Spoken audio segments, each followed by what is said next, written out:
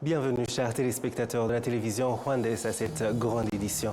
Je suis David Carmel Ingabire. C'est une joie de vous retrouver. En suivant les recommandations émises par le rapport de RGB pour l'exercice 2023-2024, les députés qui ont invité la ministre en charge des technologies à venir apporter quelques éclaircissements par rapport à certains sujets évoqués. Le récit de Patrick Nilidandi.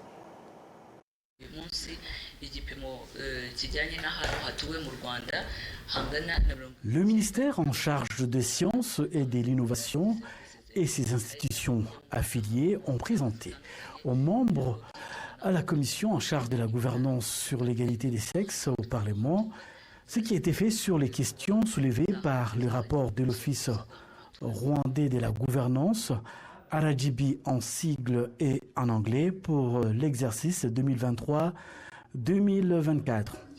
Le Parlement a demandé au ministère de rendre compte des progrès réalisés dans le domaine des services de santé qui utilisent l'outil numérique, notamment en augmentant le nombre de citoyens qui peuvent accéder à ces services via la voie électronique en fonction du nombre de citoyens qui possèdent des appareils électroniques.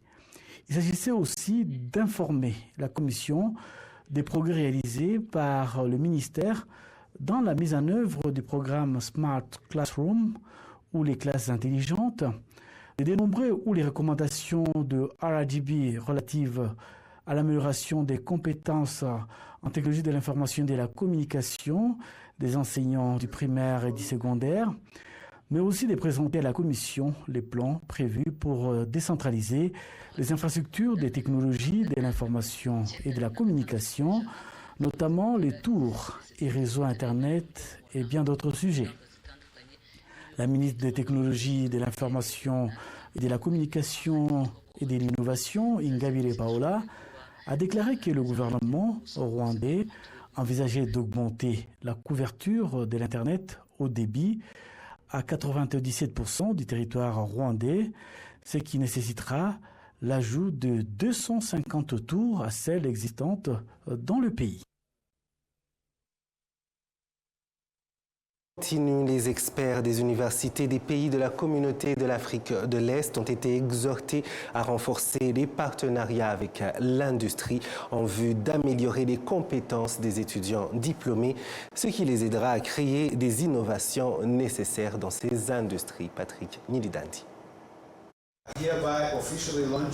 Au cours de la conférence de 3 jours, le ministre de l'Éducation, Joseph Nsengimana, a exhorté les participants à prendre des mesures pour renforcer les partenariats entre eux et le secteur privé afin de fournir les compétences nécessaires sur le marché du travail. La curiosité de ce projet répond aux aspirations de notre région. Il reflète notre objectif commun, combler le fossé entre la création des connaissances et leur application pratique, afin que les universités et le secteur privé collaborent pour améliorer l'économie, le bien-être de la population et les progrès technologiques. William Kova, étudiant à l'UNILAC, affirme qu'ils bénéficieront de ce programme car certains diplômés manquent de compétences pratiques pour travailler dans l'industrie. Cela nous permet d'identifier les services dont les industries ont besoin, ce qui nous oblige à étudier en fonction des connaissances encore nécessaires sur le marché après l'obtention du diplôme. Cette conférence est donc importante car elle fournit de nombreuses informations au niveau universitaire qui nous aidera à améliorer notre travail sur le marché du travail.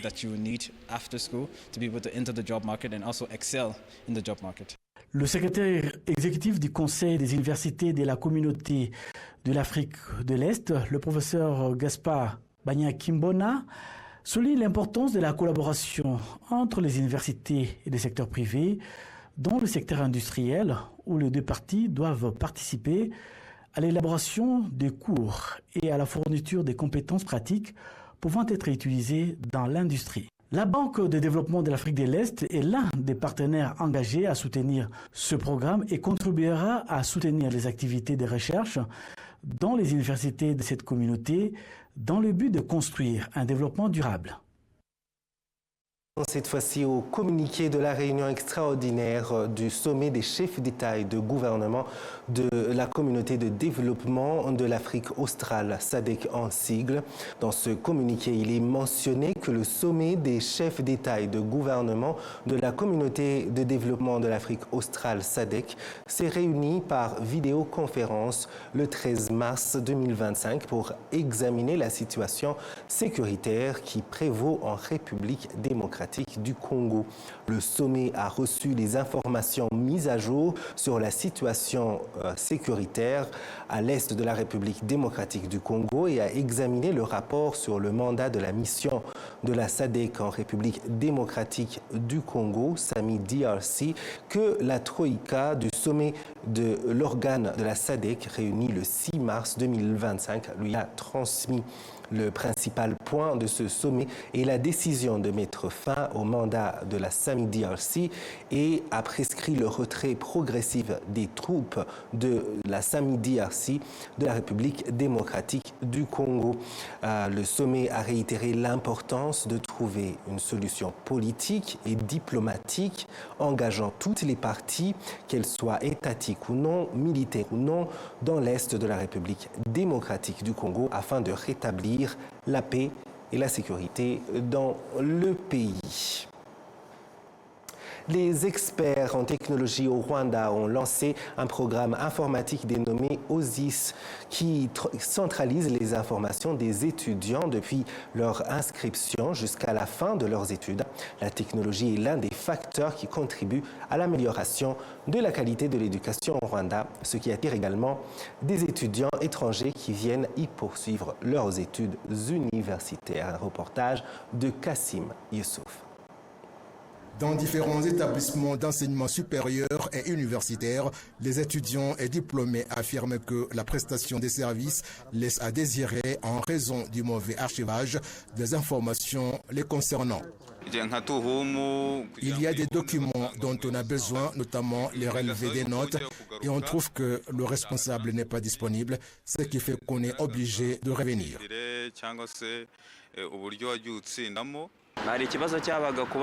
Il y a le problème concernant les livres qu'on a empruntés à la bibliothèque et qu'on ne restitue pas. Le papier où c'était inscrit peut se perdre et parfois l'on attribue le retrait du livre à une autre personne. Vous comprenez que c'est un problème délicat. Les experts en technologie au Rwanda ont créé un programme informatique dénommé OSIS, Online Student Information System. La coordinatrice de ce programme, Rumanzigaju Alida, explique comment ce système centralise toutes les informations des étudiants depuis leur admission jusqu'à la fin de leurs études, leur permettant ainsi d'accéder rapidement aux services dont ils ont besoin. Le système aide à ce qu'on obtient ce dont on a besoin en temps réel. Par exemple, si j'ai besoin de relever des notes et que je suis en règle, il n'est pas nécessaire que je me rende à l'université pour les retirer. Il suffira que je les télécharge. Le système sert à accélérer le temps. Si on a besoin d'un document immédiatement, il n'est pas besoin d'aller à l'école où on peut ne pas obtenir ce qu'on veut parce que peut-être le responsable n'est pas là. Le problème n'est pas à mettre sur le dos de l'étudiant, mais plutôt à l'inefficacité du système utilisé. Différentes institutions au Rwanda ont déjà adopté ce programme, notamment le National Cyber Security Authority, la Banque nationale du Rwanda, l'Office du marché des capitaux et d'autres qui ont besoin de cette technologie. Le vice-recteur de l'Université du Rwanda estime que ce programme se distingue des systèmes précédents qui ne centralisaient pas toutes les informations des étudiants.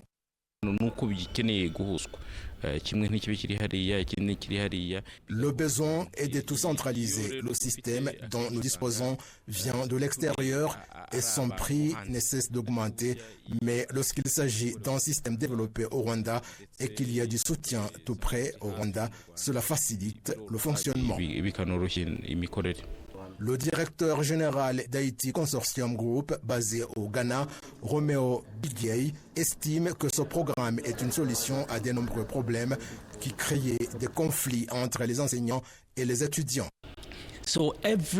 Toutes les informations dont vous avez besoin sont à portée de main et lorsque des raisons valables nécessitent un changement dans les informations collectées, une autorisation doit être demandée et ces modifications seront affichées. De plus, le système est sécurisé, ce qui signifie que seuls ceux qui ont des droits d'accès peuvent y apporter des modifications. Par conséquent, les informations qui vous sont fournies ne peuvent pas être modifiées par n'importe qui.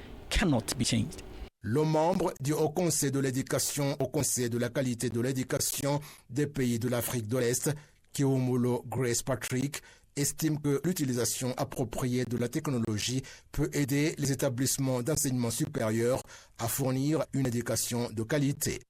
In Rwanda, 100% or 99% of our higher learning Au institutions. Rwanda, 100% ou 89% des établissements d'enseignement supérieur utilisent le système dénommé MIS, tandis que quelques-uns utilisent le système ERP. La plupart d'entre eux se servent des documents en papier et la technologie. Heureusement, OSIS utilise à 100% la technologie, ce qui offre l'opportunité pour mieux fonctionner et présente un niveau de sécurité supérieur aux systèmes existants qui ne sont pas suffisamment protégés. Watertight and more protected. Des experts en technologie estiment qu'elle est particulièrement nécessaire dans l'éducation car le Rwanda est en train de promouvoir le tourisme fondé sur l'éducation. En effet, le nombre d'étudiants étrangers a plus que sextuplé au cours de ces dernières années, passant de 1397 en 2016-2017 à 9109 en 2023-2024. Vous suivez la grande édition sur Rwanda TV. Les participants à la réunion sur la santé et l'économie en Afrique devraient unir leurs forces dans la coopération et créer des innovations qui contribueront à améliorer le niveau de santé sur le continent. Cette réunion a lieu tous les 2 ans et a été convoquée pour la 7e fois en présence de personnes de divers horizons, notamment ceux qui travaillent dans le domaine de la santé, de l'économie, des chercheurs et ceux qui élaborent des politiques liées à la santé et au bien-être des personnes. Il a pour terme la construction de systèmes de santé durables dans les pays africains et a réuni plus de 350 personnes venues du monde entier, principalement en Afrique.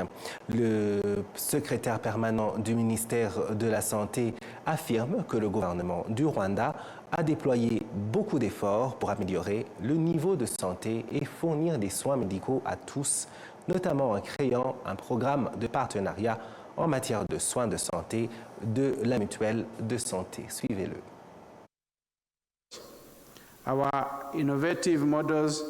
La manière dont nous avons choisi d'utiliser le partenariat dans le domaine de la santé donne à chaque Rwandais, quelle que soit son origine, la possibilité de recevoir le meilleur service médical dont il a besoin, ce qui est important dans son plan d'action lié à la santé, qui met l'accent aussi sur la fourniture des soins de santé à tous, à proximité et de manière durable.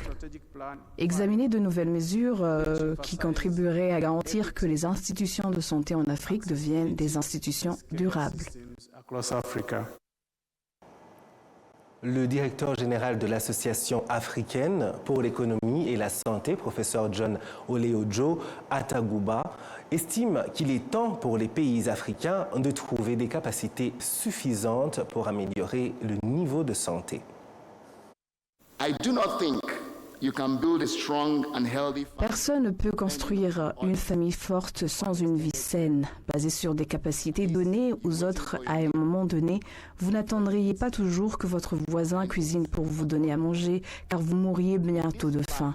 J'espère que vous êtes d'accord avec moi que c'est important que les pays qui veulent construire des institutions de santé stables doivent commencer dès maintenant. C'est le moment d'agir. Si nous commençons à faire des choses qui sont importantes pour nous, alors nous saurons les valoriser. Nous avons attendu trop longtemps. Réfléchir à la manière dont nous pouvons utiliser pour avoir un système de santé durable sur ce continent est ce qu'il y a à faire. Les agences gouvernementales et les ministères qui louent actuellement des bureaux dans des endroits qui ne correspondent pas à la vision de développement du pays vont bientôt déménager dans des bâtiments construits à leur intention. Cela permettra également au pays d'économiser jusqu'à 14 milliards de francs rwandais qui étaient auparavant dépensés en loyer chaque année. Les détails avec Patrick Niridandi. Ces bâtiments seront construits sur un terrain d'environ 100 000 mètres carrés, s'étendant du bureau actuel de l'ombudsman en chef au bâtiment abritant le bureau du Premier ministre à Kimihurura, c'est en district de Gasabo, dans la ville de Kigali. Le directeur général de l'Office rwandais de l'habitat explique qu'une fois le projet terminé, 45 agences gouvernementales et ministères s'y installeront.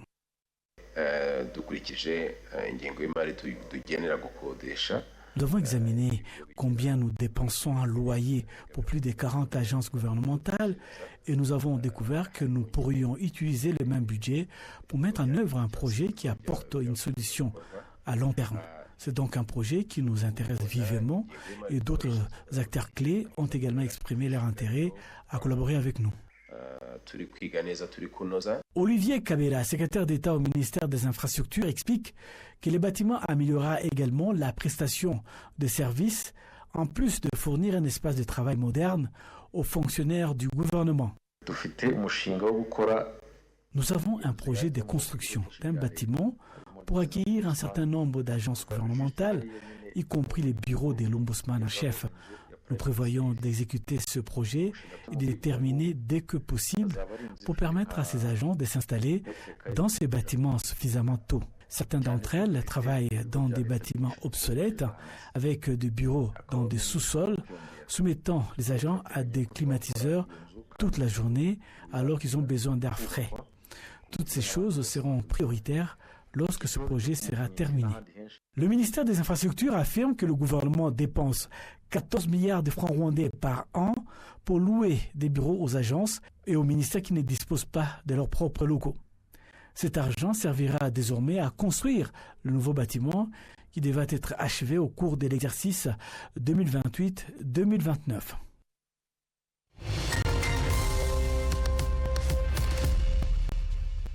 Et voilà, c'est tout pour cette grande édition. Merci de nous avoir suivis. Je remercie toute l'équipe qui m'a aidé à la préparer. Au plaisir de très bientôt vous retrouver.